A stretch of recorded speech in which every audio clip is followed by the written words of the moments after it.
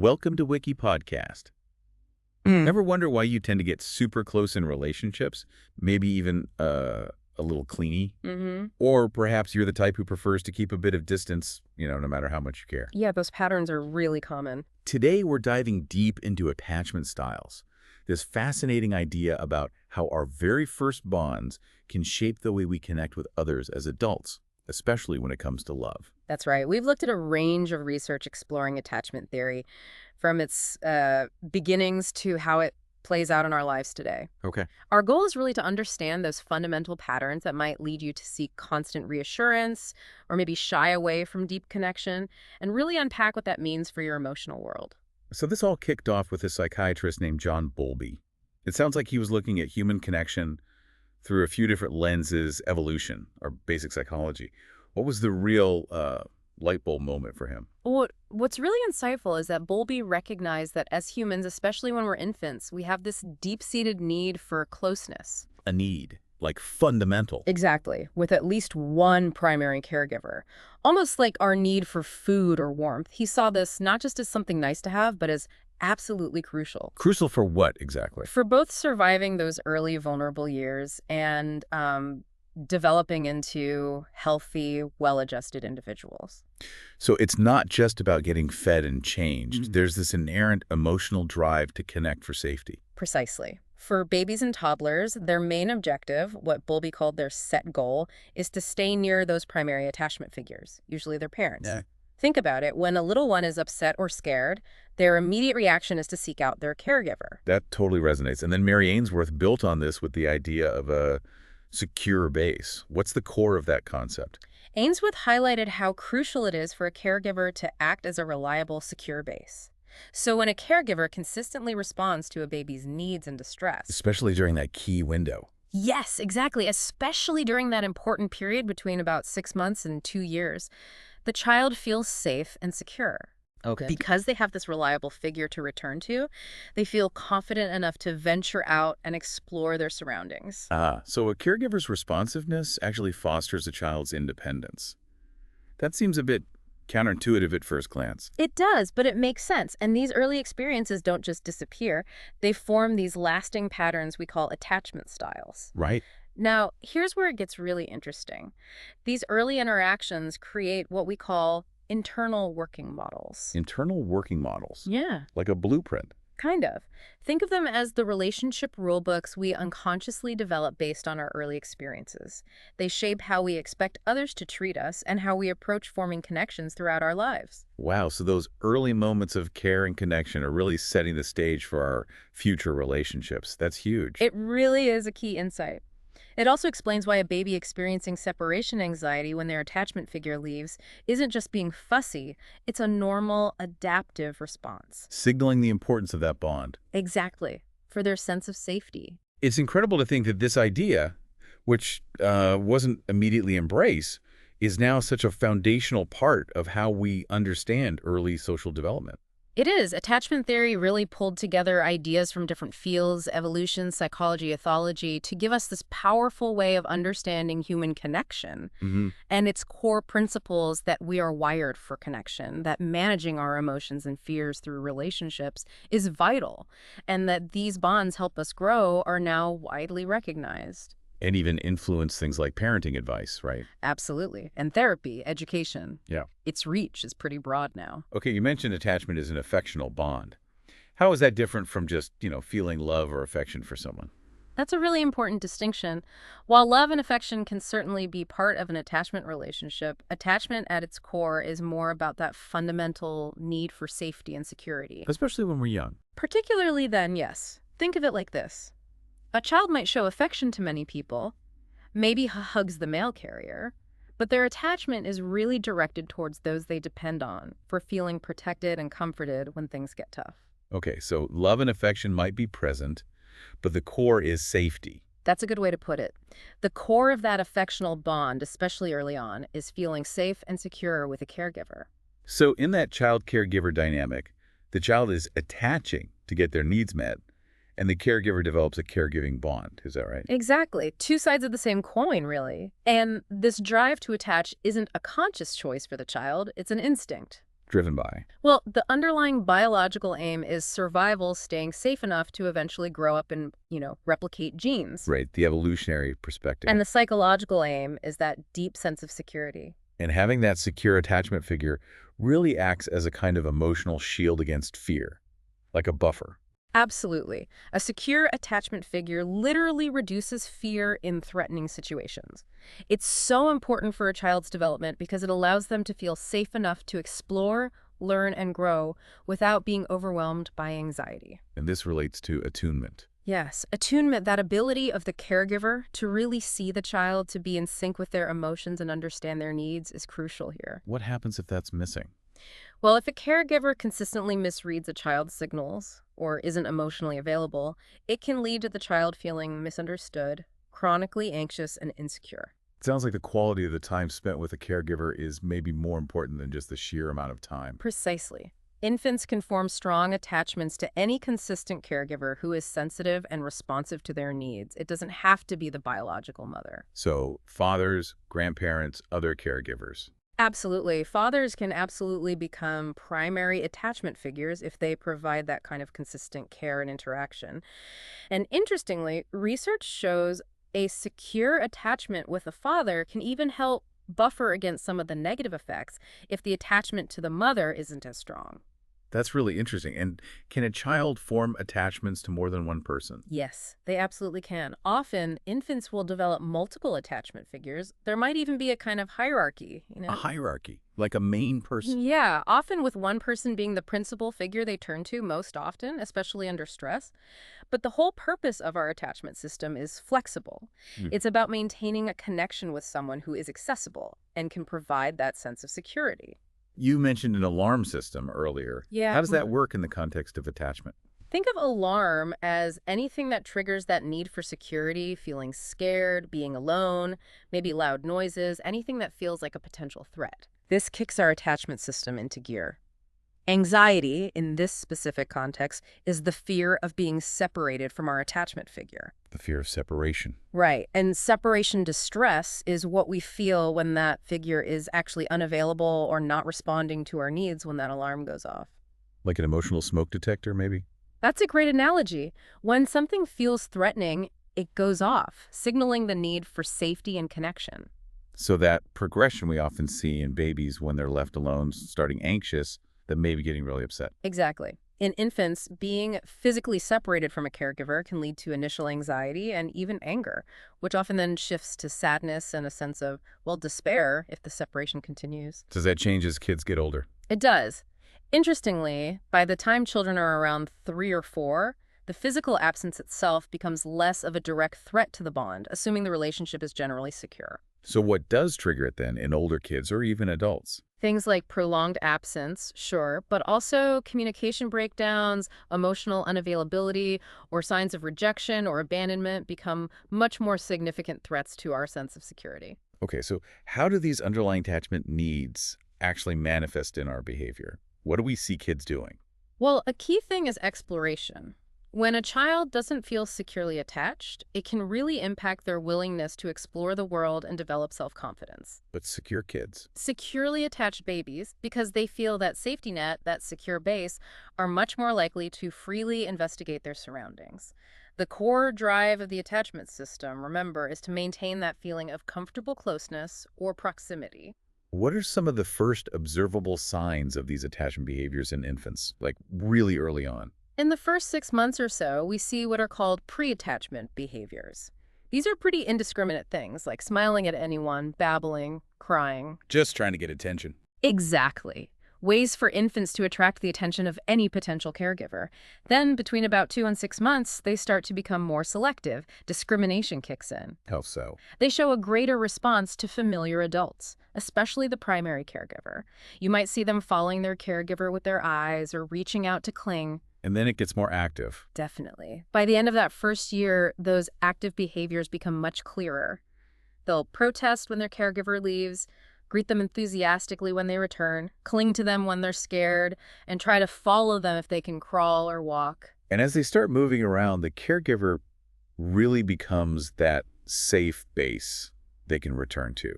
like home base in a game of tag. Precisely. That's the perfect analogy.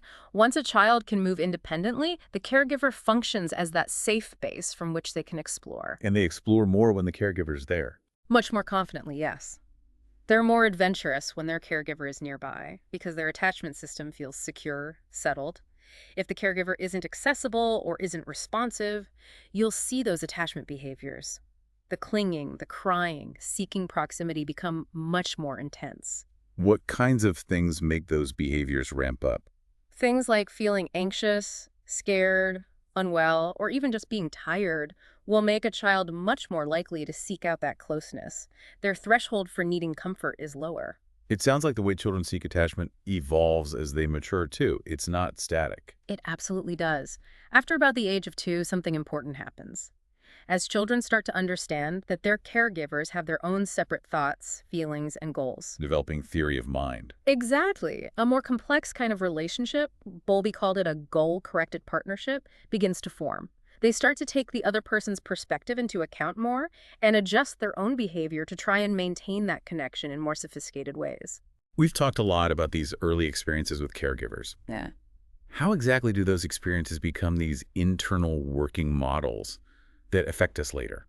Right. So those repeated early interactions, being soothed, not being soothed, feeling safe, feeling anxious, they build up this whole system in our minds. That system of A collection of thoughts, memories, beliefs, expectations, emotions, and behaviors all about relationships.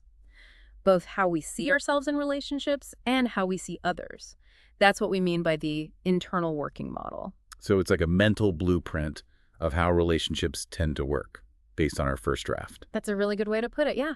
A mental blueprint. And it's not just a passive recording of what happened either. It actively shapes how we see things now. How does it do that? This model actively influences how we interpret and even predict how people will behave in relationships. It filters our perceptions. And develops over time. Absolutely. As we have more experiences and we mature, hopefully gaining more self-awareness, this model continues to develop and refine. It allows us to reflect on past relationships and even anticipate future ones. So it helps us navigate different kinds of relationships. Exactly. It's what helps us understand, hopefully, how to act differently with a close friend versus a romantic partner or a boss. And this process continues throughout our adult lives, influencing everything from our friendships to our marriages and even how we parent our own children.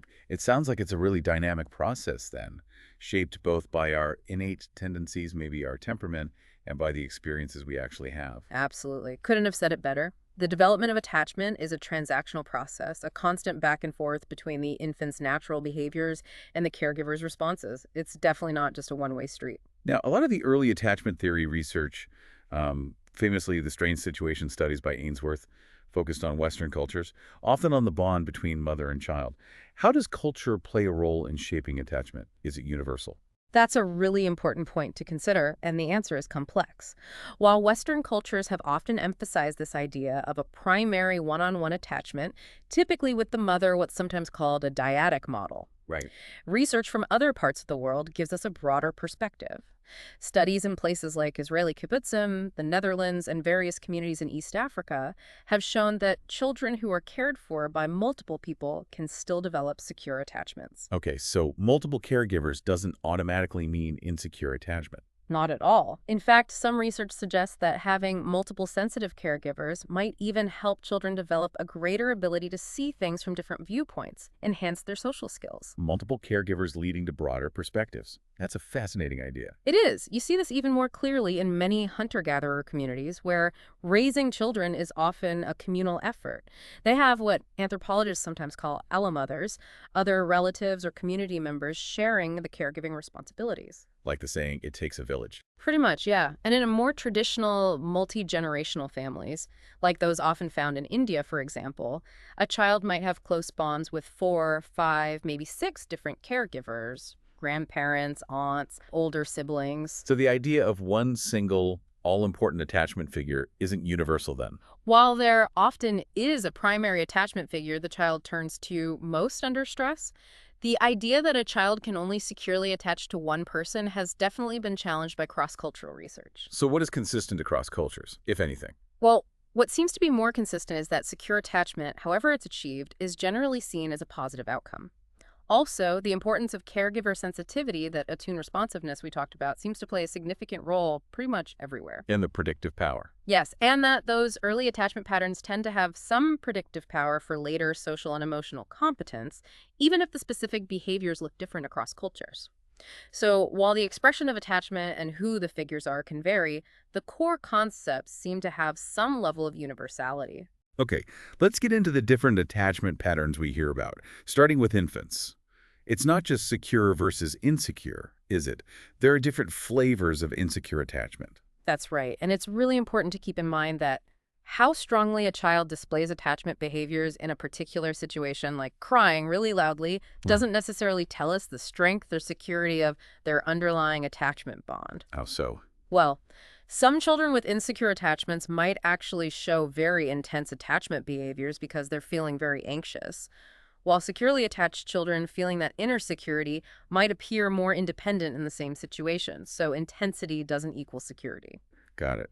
So what does secure attachment look like in an infant's behavior, say, in that strange situation test? A securely attached infant will typically feel comfortable exploring their surroundings when their caregiver is present, using them as that secure base. Right. They might interact positively with unfamiliar people when the caregiver is there. When the caregiver leaves. They'll likely show some distress when their caregiver leaves, maybe cry, but they'll be clearly happy and easily soothed when the caregiver returns.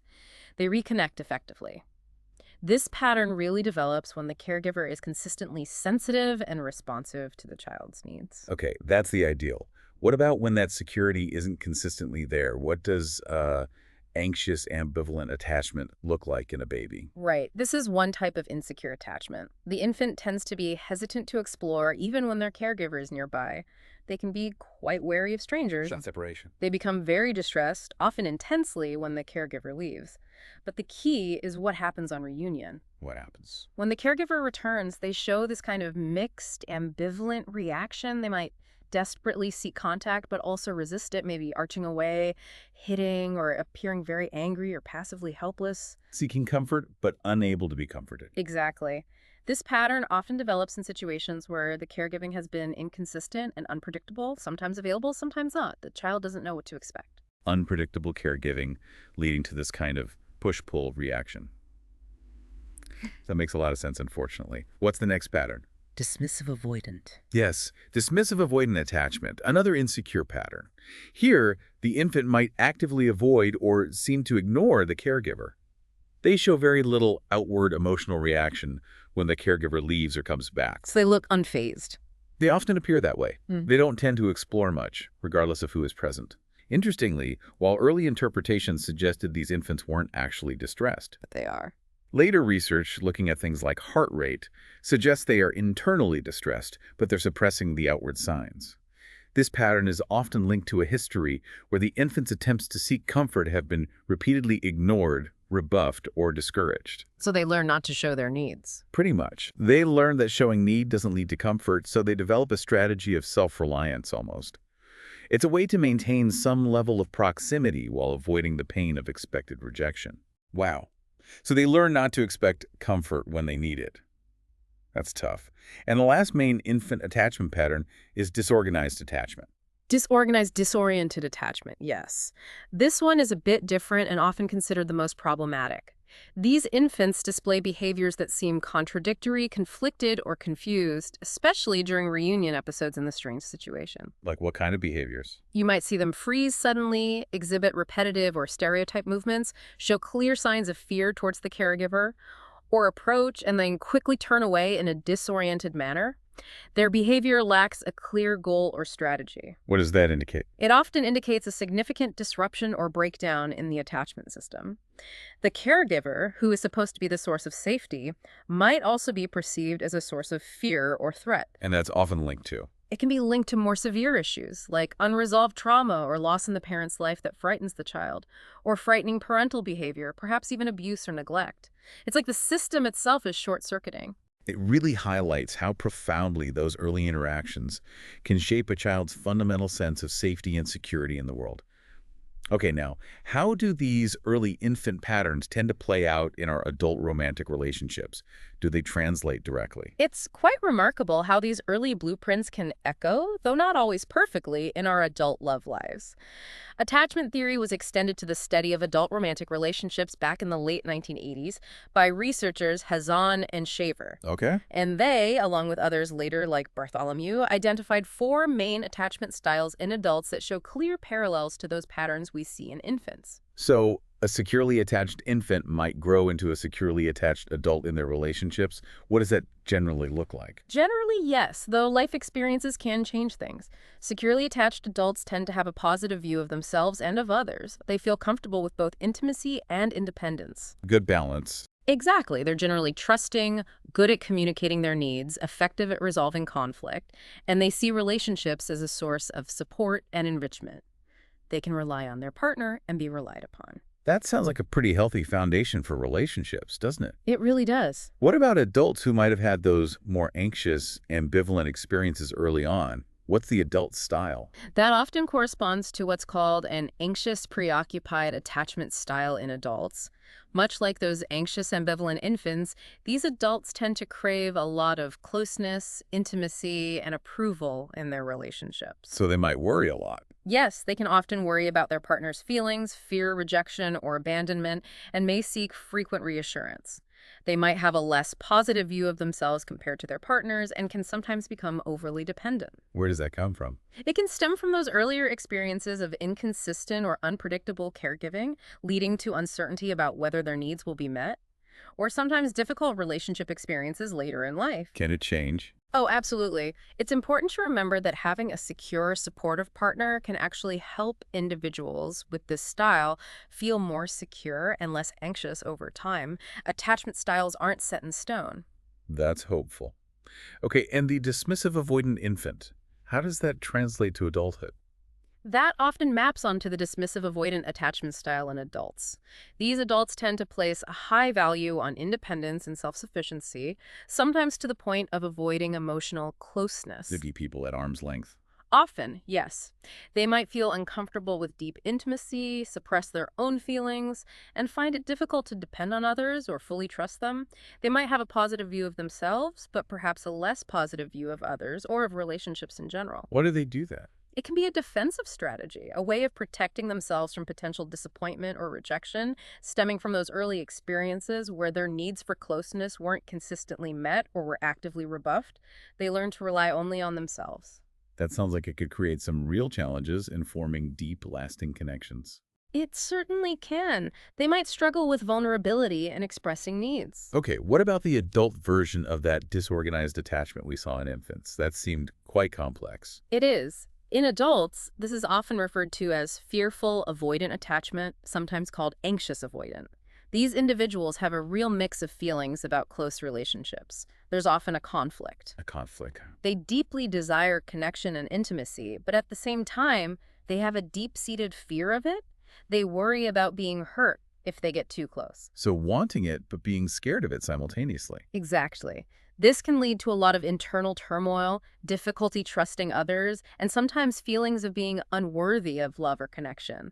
They might have negative views of both themselves and others. And their behavior. They may cycle between seeking closeness and then abruptly pushing it away when it feels too threatening. They often suppress their own feelings to avoid vulnerability. What leads to this style? This style is often linked to more difficult early experiences, such as childhood trauma, neglect, or significant negative or frightening family dynamics, though personality factors can play a role too. It really brings home how those early experiences, those first relationships, can cast such a long shadow on our emotional landscape and our adult relationships. Understanding these styles feels like it could offer some real insights into our own patterns, maybe why we react the way we do sometimes. Absolutely. And I think recognizing your own potential attachment style, or maybe the styles of people close to you, isn't about putting anyone in a box or assigning blame. Right, it's not deterministic. Not at all. But it can provide a really powerful lens, a framework for understanding your relationship patterns, your emotional triggers, and your underlying needs for both closeness and independence. It can be the first step towards growth and change if needed. So, as you're listening to this, maybe take a moment to reflect on your own relationships, past and present. Do any of these attachment patterns, secure, anxious preoccupied, dismissive avoidant, fearful avoidant, do any of them resonate with you? What stands out as familiar in how you approach connection? And perhaps this raises an important question for you to consider. Thinking back, maybe gently, what kind of support and emotional responsiveness did you experience in your earliest relationships, and how might that be reflected, consciously or unconsciously, in your connections today? Thanks for listening. Write us your opinion in the comments on what kind of support and emotional responsiveness did you experience in your earliest relationships, and how might that be reflected in your connections today. Subscribe to the channel to help more listeners reach our episodes. Thank you, and have an amazing day.